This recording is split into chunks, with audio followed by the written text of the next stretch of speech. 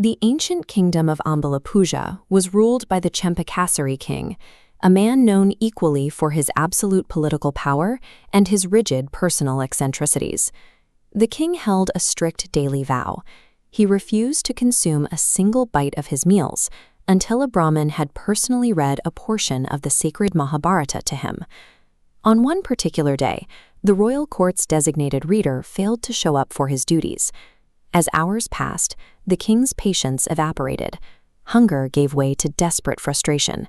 He ordered his guards to scour the city and bring back absolutely anyone capable of reading the text. The guards found a solitary traveler quietly chanting in a nearby temple courtyard. Without much explanation, they hauled the stranger back to the palace. A starving, irritable monarch colliding with a complete stranger over a deeply sacred text was a highly volatile combination. The king immediately shoved a copy of the Mahabharata into the traveler's hands and demanded he start reading from the Karna Parva chapter.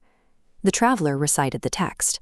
It described a chaotic battlefield, detailing the fierce warrior Bhima swinging his mace and charging into the enemy ranks. Then the traveler took an incredible risk.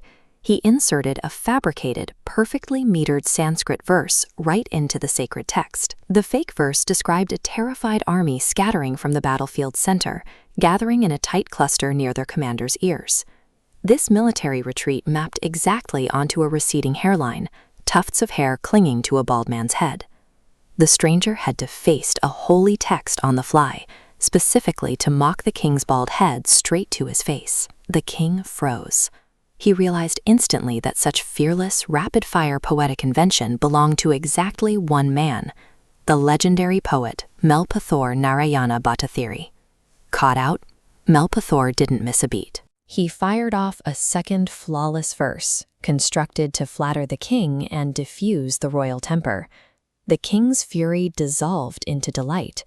Recognizing the genius across from him, he finally sat down to share his long-awaited meal with the poet.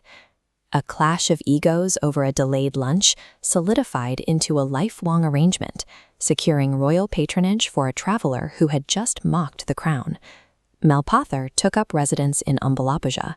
Soon after, the king approached him with a massive request: write a grand theatrical drama for the royal court.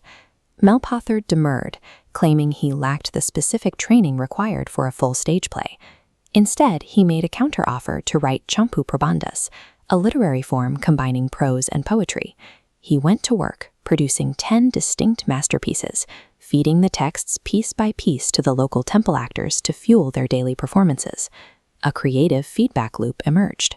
The actors took Melpathur's intricate Sanskrit and stretched it on stage, improvising new layers of meaning. When Melpathur wrote a line about untied hair, a Chakyar actors split the grammar live on stage to tell 2 contradicting stories at exactly the same time, leaving even the poet stunned by the interpretation. A king's stubborn hunger and a poet's bald joke ended in more than a shared meal. This collaboration pushed local temple theater away from simple dialects and into the world of complex Sanskrit, creating a repertoire that Chakyar performers still use centuries later.